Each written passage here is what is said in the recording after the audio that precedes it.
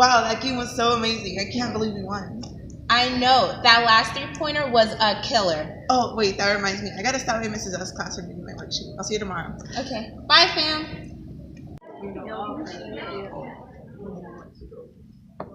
Mrs. S? Mrs. S! What is on this? Oh no! Who could have done this?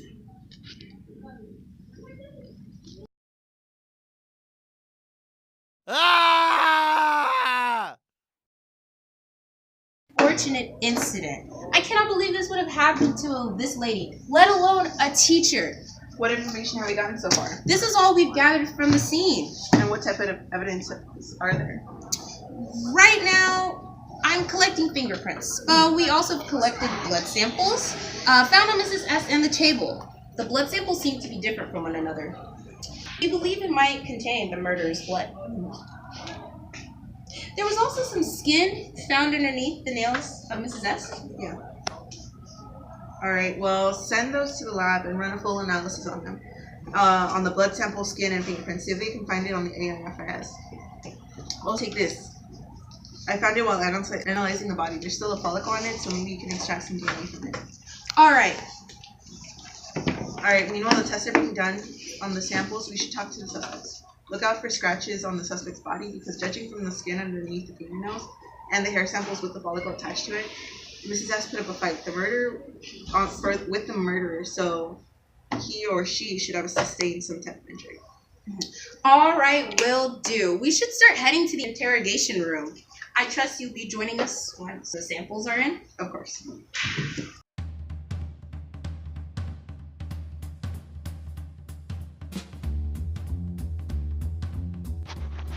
Our first suspect is Ethelyn Mark, an 18-year-old female junior in high school. According to her school record, she's mainly involved with the drama club and theater performances. Her grades aren't stellar either, and she does seem to misbehave in class fairly frequently. While other students did mention she was missing around the time of the murder, she provided the alibi that she was sneaking to the theater room in order to practice alone in costume for an upcoming school play. She even showed me the footage from her private practice session on her phone. The timestamps indicated that she was inside the theater room from 6:25 to 7:15.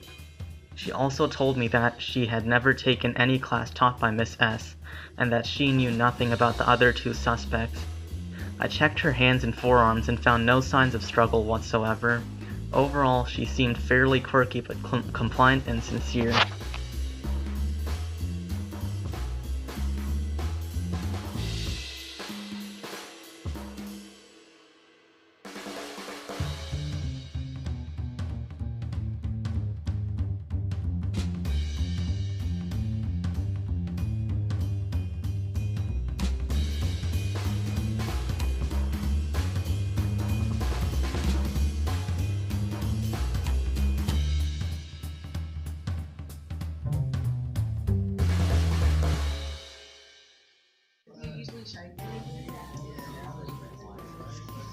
18-year-old male in 12th grade, Cullen Rorty, otherwise known as the Art Kid. Before I began my interview, I decided to get a bit more background information on him. I started by asking his other classmates about his personality. What I came up with was that he was a relatively shy kid with only about a handful of friends. His classmates stated they would usually find him in the back of the class, usually drawing or sketching away in his sketchbook. So it's not surprising why he would be failing a lot of his classes. I went in to talk to him and asked why such a kid should be at such a big and noisy event. He continued to state that his friends thought it would be a good idea to go, and him not wanting to be a nuisance went. But around 6:35 it got too noisy for him, and he decided to go to the art room, which coincidentally is 2 doors down from Mrs. S' classroom. He said he stayed in the classroom from 6:35 to 7:08, but I have reason to believe he might be lying about where he was around that time. While talking, I noticed scratch marks on his wrist, as well as small bruises. When asked about them, he went on to say that his cat had done it. I continued by taking pictures of it so they could be analyzed.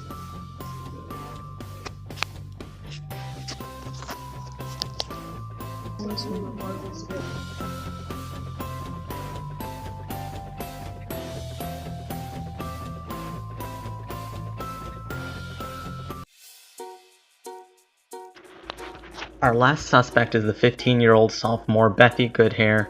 Her conduct grades are flawless and she is ranked first in her class. However, she recently scored a 10 out of 100 on a quiz and a 50 on a test, both in the current grading cycle and both in Miss S's English class. This was very curious, so I asked her to explain why a student as strong as her was suddenly scoring abysmally. Her response was surprising.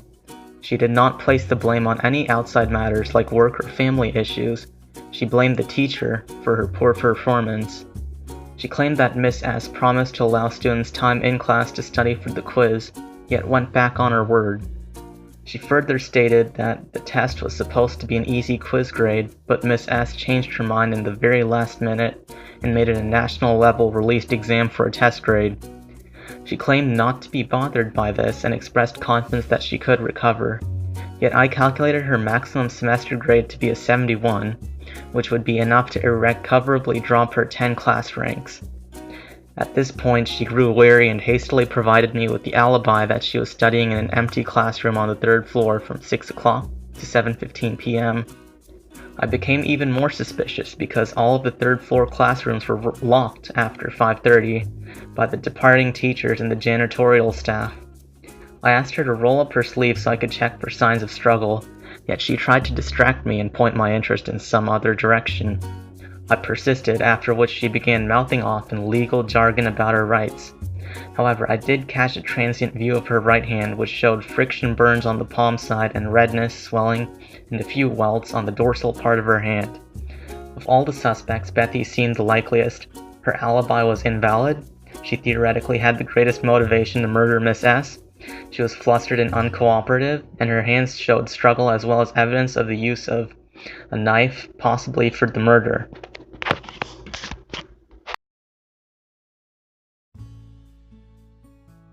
Crime scene, come this way. Here we have a footprint made possibly by the perpetrator. I've marked this as evidence number 1. Here is a piece of fabric, and we don't know who it's from yet, but this seems suspicious as it's torn off from the original clothes it came from. It's our evidence number 2. And here, most noticeably, is the dead body of Mrs. S, an English teacher. And this is our 3rd evidence. And right here on the floor near the body is a bloody knife. This must be the weapon that was used to murder Miss S. And lastly, you might need to come around here a little bit. We have many locks of hair. This shows signs of struggle because Miss S may have been in combat with her assailant and might have pulled out some hair as a result. And that is all of our evidence at this crime scene.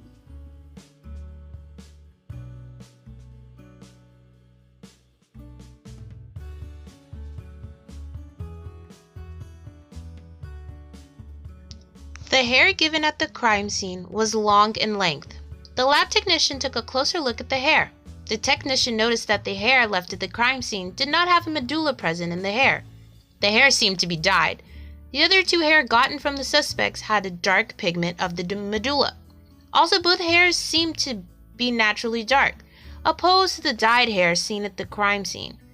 Bethy Goodhair, however, had dyed hair that was very similar to that of which found at the crime scene. Another noticeable characteristic was that the hair found at the scene was curly, and so was Bethy Goodhair's.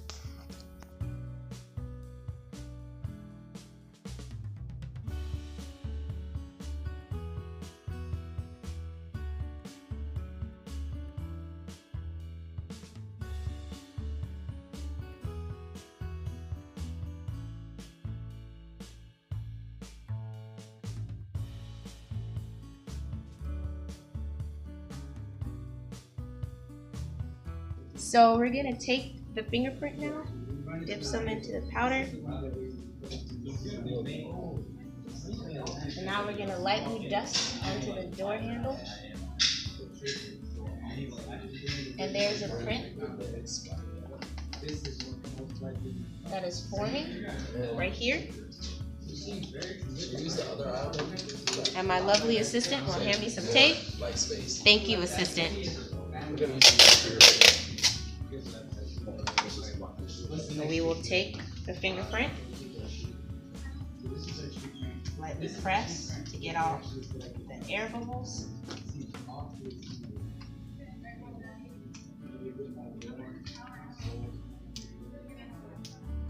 And we have our fingerprint.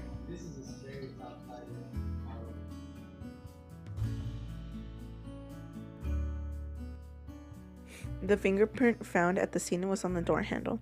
The three suspects have taken their thumbprints from both the right and left hand.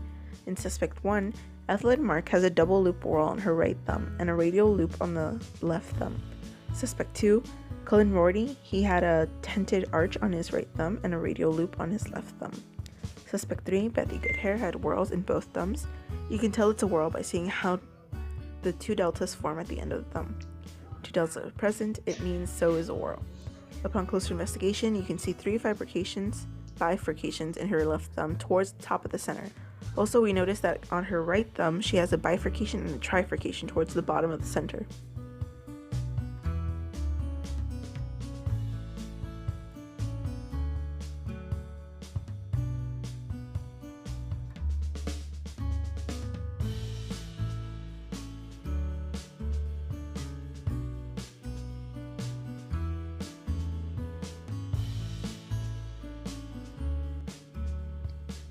Fortunate enough, the hair left at the crime scene had the follicle still present. The hair follicle was sent into the lab to have the DNA extracted. Each suspect readily provided a sample of their hair. Their DNA was extracted and cut to be able to examine easier. The DNAs were placed into the gel. An electrical current runs through the gel. After this was done, it was easy to see that suspect 3 DNA had matched the one at the crime scene due to having the same band placements.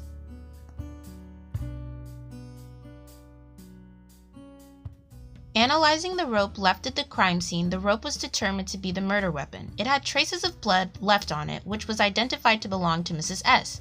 How technicians were able to determine this was by looking at the fiber that was left on Mrs. S.'s blouse.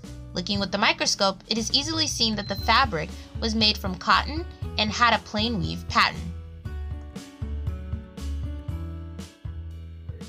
The shoe print found at the crime scene had 4 rows of square-shaped patterns on the tip of the shoe. The heel of the shoe shows a circular shape with outlines going around it. The middle of the shoe has 3 columns with a hashtag pattern to it. We have reason to believe it might be some sort of tennis shoe because of the way the pattern is made to be flexible and provide comfort to the foot while doing athletic tasks.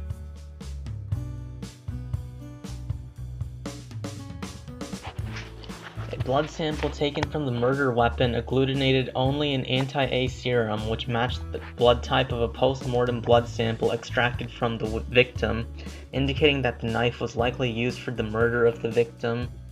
However, blood droplets were also present on the floor, and some agglutinated only an anti-B serum, indicating that it is type B blood, unlike the type A blood of the victim.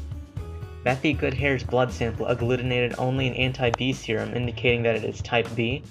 Ethelyn Mark's blood sample agglutinated only an anti-A and anti-B serum, indicating that it is type AB, and Cullen Rorty's blood was also type AB. As such, the evidence suggests that of the 3 suspects, Bethy Goodhair was the likeliest to have been at the scene and engaged in a physical altercation with Miss S during the murder. We have found the person guilty of this crime. We were able to find the person through fingerprint, blood typing, DNA fingerprinting, footprint/shoe print, hair, and fiber that was on the floor. Bethy Goodhair was definitely not a good murderer, but that's fine because justice is served. 2 days after Mrs. S. incident, Bethy was arrested.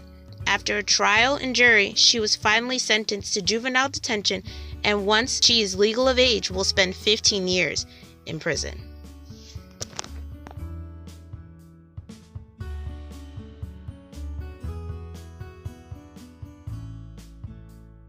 Was so intense, I can't believe you won. I know, the last. Oh, I always do this. What was the word? That's your. Where does he usually sit after that? In the middle of the by himself.